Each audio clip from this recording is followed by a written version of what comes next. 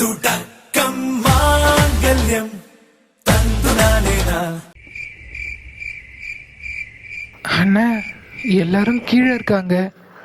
நீங்க ஏன் தனியா இங்க நிக்கிறீங்க? ஒன்றும் இல்லை அர்ஜுன், நீ போ. அதுக்கு இல்ல, இன்னைக்கு தான் கல்யாணம் முடிஞ்சது.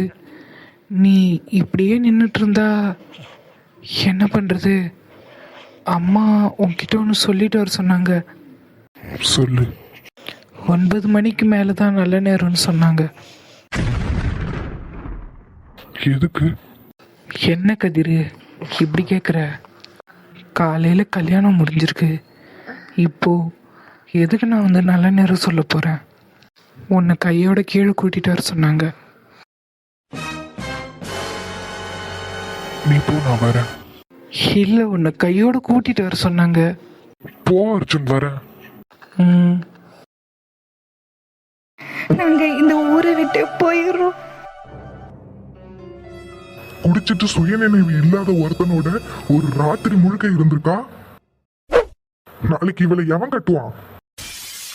இந்நேரம் நீங்க போட்ட சவால்ல ஜெயிச்சிருந்தீங்கன்னா இந்நேரத்துக்கு இந்த குடும்பத்தை ஊரை விட்டு துரத்திருப்பீங்கல்ல. அப்போ உங்க சவால் என்னாச்சு? அவங்க ஆம்பளை, எந்த கெட்ட பேர் வந்தாலும் பிரச்சனை இல்லை. நான் பொட்ட பிள்ளைய பெத்து வச்சிருக்கேன். அவதான் அவன் கூட ரகசிய உறவுல இருந்திருக்காளே, பிறகு எப்படி அவளுக்கு கல்யாணம் நடக்கும்? ஏல, என்ன முடிவு வச்சிருக்கா சொல்லு. ஊருக்கார எல்லா வேலையும் நின்று சண்டை போடுறவ. நான் அவளை கட்டிக்கிறேன். அதானே, இதுக்கு தானே நீ ஆசைப்பட்ட? வா வந்து தொலை.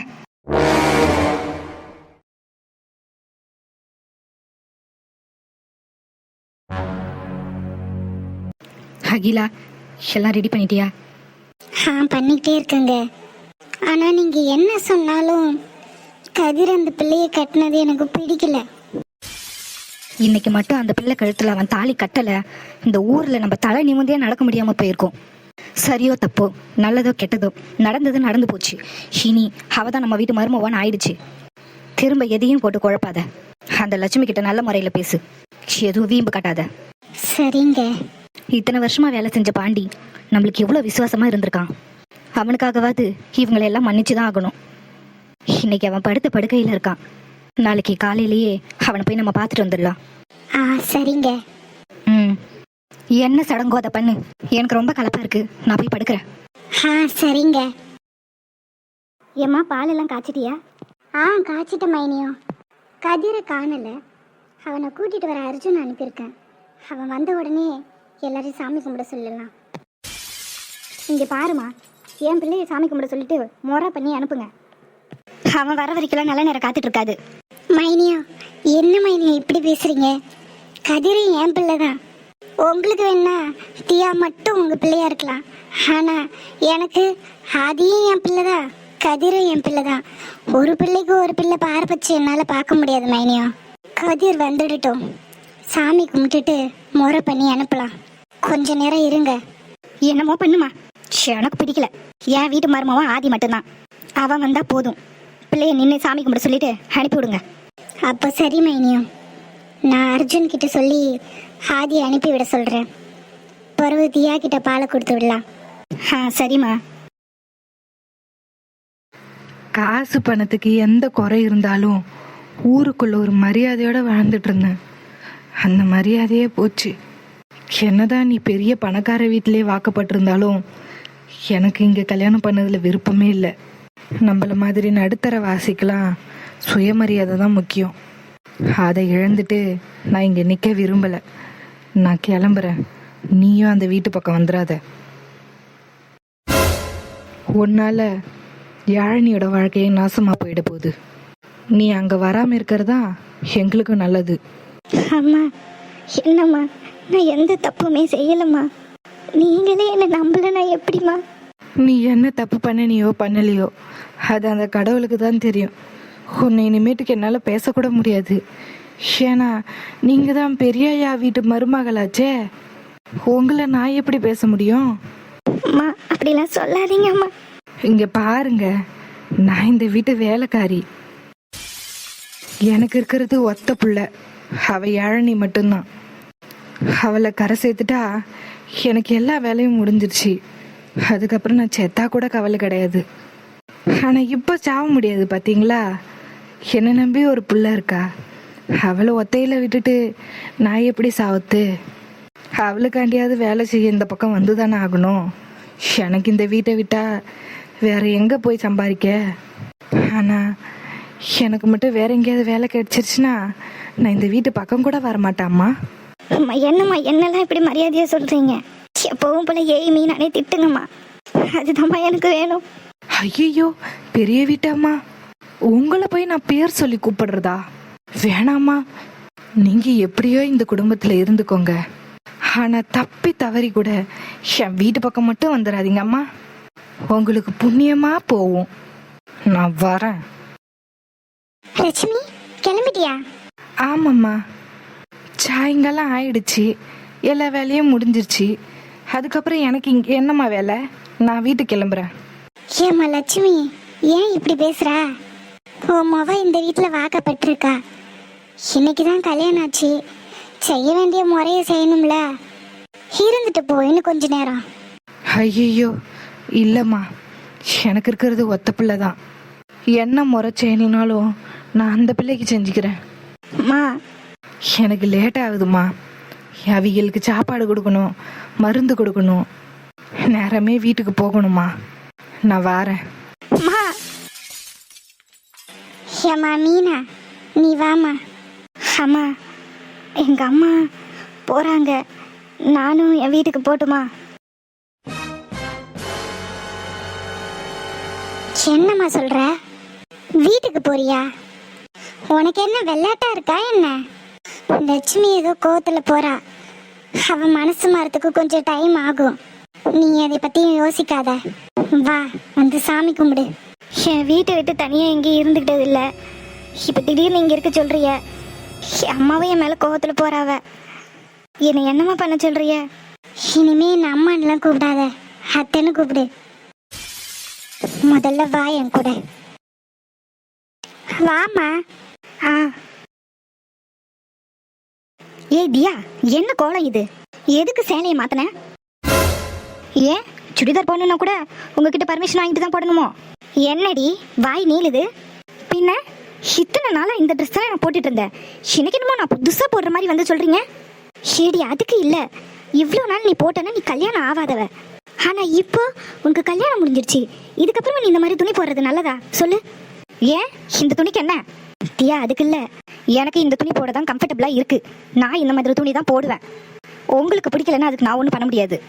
இத்தனை நாளாக தான் எனக்கு பிடிக்காத விஷயத்தெல்லாம் பிளாக்மெயில் பண்ணி பண்ணிட்டு இருந்தீங்க. சித்திருவேன் மிரட்டினீங்க. ஏன் சேலைக்கு பதிலாக நான் இந்த சுடிதார் போட்டால் கூட செத்துருவீங்களோ? என்ன வாய் நீளுது? குறைஞ்சி பல்ல பேத்துருவேன். ஒழுங்கு மரியாதையா நான் என்ன சொல்கிறேனோ அதை மட்டும் செய். நெத்தியில் போட்டு எங்கடி? அதான் வச்சிருக்கனே, தெரியலையே உன் கண்ணுக்கு? குங்குமம் எங்கன்னு கேட்டேன், அதெல்லாம் எதுக்கு நான் வைக்கணும்? கல்யாணம் ஆன பொண்ணு நெத்தியில் குங்குமம் வைக்கணும், அதெல்லாம் ஒரு சடங்கு, அதை நீ செஞ்சுதான் ஆகணும். இந்த தூக்கு கயிறையே என்னால் தூக்கிட்டு சுத்த முடியல, ஒரே பாரமாக இருக்கு, பொத்தா குறைக்கு குங்குமம் வேற வைக்கணுமா? தியா அரைஞ்சிருவேன். இங்கே பாரு, உனக்கு கல்யாணம் ஆயிடுச்சு, ஆதிதான் உன் புருஷன், இதுதான் உன் வீடு. ஒழுங்கு மரியாதையா சொன்னது கேட்டுக்கிட்டு இங்கே இரு. இப்படிதான் இருப்பேன், அப்படிதான் ஓடுவேன், ஏதாவது பண்ணிட்டு திரிஞ்ச பல்ல பேத்து கையில் கொடுத்துருவேன். ஏம்மா இத்தனை நாள் அதையும் இதையும் சொல்லி தான் என்ன பிளாக்மெயில் பண்ணிட்டு இருந்தீங்க, இப்போ அது என்ன நிம்மதியாக விடுவீங்கன்னு பார்த்தா ஏம்மா இப்படி பண்ணுறீங்க? நான் தான் நீங்கள் சொன்னபடி கல்யாணம் பண்ணிக்கிட்டேன்ல, இதுக்கப்புறமாவது என்னை நிம்மதியாக இருக்க விடுங்க. அதை விட்டுட்டு சேலை கட்டு போட்டு வை, அது பண்ணு இது பண்ணுன்னு எதுக்குமா டார்ச்சர் பண்ணுறீங்க? என் வாழ்க்கையில் ஏதாச்சும் ஒன்றாச்சும் என் விருப்பப்படி நடக்குதா? டிகிரி முடிச்சுட்டு வந்தப்பவே நான் பிஸ்னஸ் பண்ண போகிறேன்னு சொல்லிக்கிட்டு இருந்தேன், என்னை பக்கத்து ஊருக்கு கூட அனுப்ப மாட்டேன்னு சொல்லிட்டீங்க. ஆனால் இப்போ இங்கே விட்டுட்டு போகிறேன்னு சொல்கிறீங்களேம்மா. தியா மக்களே, ஒரு நாள் கூட நம்ம வீட்டிலேருந்து நான் இங்கே வந்து இருந்தது கிடையாது.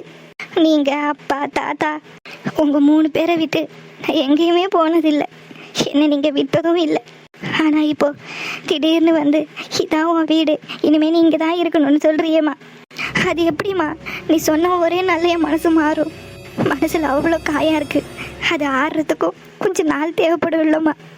அது வரைக்கும் நான் வந்து உன் கூட இருக்கம்மா. எனக்கா எப்போ இங்கே வரணும்னு தோணுதோ அப்போ நான் வரேம்மா. ப்ளீஸ்மா என்னை நம்ம வீட்டுக்கு கூட்டிகிட்டு போயிருங்கம்மா. தியாம்மா, அம்மாவும் மேலே கோவப்பட்டேனாம்மா, மன்னிச்சிருமா. ஆனால் நீ இப்போலாம் அங்கே வரக்கூடாதுமா. நாளைக்கு உன்னை மறு வீடுக்கு அழைச்சிட்டு வருவாங்க. அப்போ வந்து தங்கி இருந்துட்டு போகலாம். இப்போ நீ இங்கேயே இருமா. நீ சொன்னாலும் சொல்லாட்டியும் உனக்கு பிடிச்சாலும் பிடிக்காட்டியும் இதுதான் உன் வீடு. இங்கே இருக்கிறவங்க தான் உனக்கு சொந்தம். பார்த்து பத்திரமா நடந்துக்கோ. சொன்னது புரிஞ்சிருக்கும்னு நினைக்கிறேன். வா என் கூட.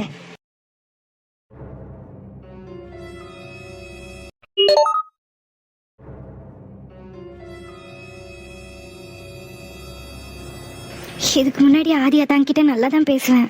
கதிரத்தாங்கிட்ட தான் பேசவே வாய் வராது. இப்போ என்ன இவர்கிட்ட பேசவே பயமா இருக்கு. நேற்று கூட இவர்கிட்ட நல்லா தான் பேசிட்டு இருந்தேன். ஆனால் இப்போ இவர் கூட பேசவே பயமா இருக்கு.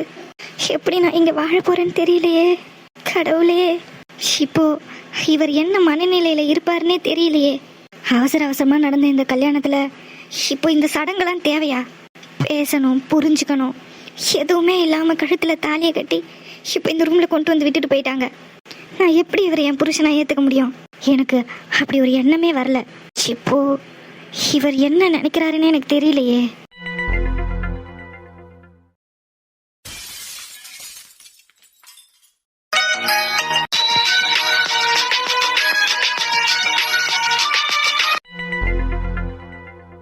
அதான்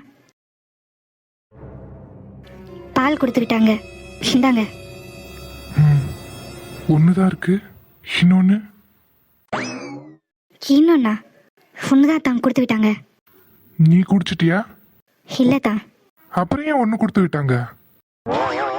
இவருக்கு என்ன கிறுக்கு பிடிச்சி வச்சா? ஏன் ஒண்ணு கொடுத்துக்கிட்டு இருக்காங்கன்னு கேக்குறாரு. வழிவிடு. எங்க தான் போறீங்க? உனக்கு நீ எடுத்துட்டு வந்துட்டா, எனக்கு உங்களுக்கு தான் கொடுத்து விட்டாங்க. ஓ அப்படியா? ஏன் நீ பால் குடிக்க மாட்டியோ? இல்லையே, குடிப்பேன். அப்புறம் ஏன் ஒண்ணு கொடுத்து விட்டாங்க? அதுவா, இன்னைக்கு வீட்டில் நிறைய கெஸ்ட் எல்லாம் வந்திருக்காங்கல்ல, அதான் பத்தலையோ என்னவோ, அதான் ஒரு கிளாஸ்ல ஊற்றி கொடுத்துட்டாங்க. இவர் தெரிஞ்சுதான் பண்றாரா இல்ல தெரியாம கேக்குறாரானே தெரியல.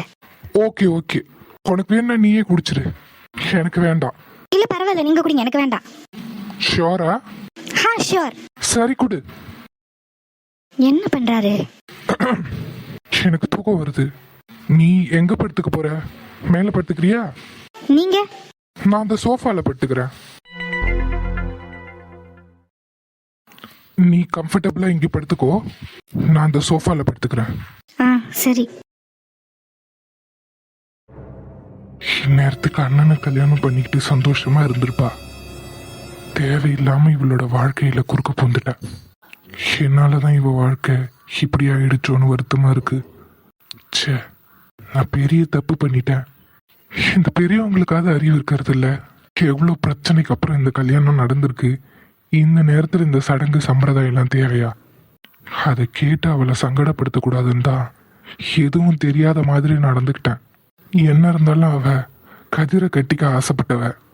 ஏதோ ஒரு சுச்சுவேஷன்ல நான் அவ கழுத்துல தாலி கட்ட வேண்டியதாயிடுது. அதுக்காக அப்படியே உரிமை எடுத்துக்க கூடாது இல்ல.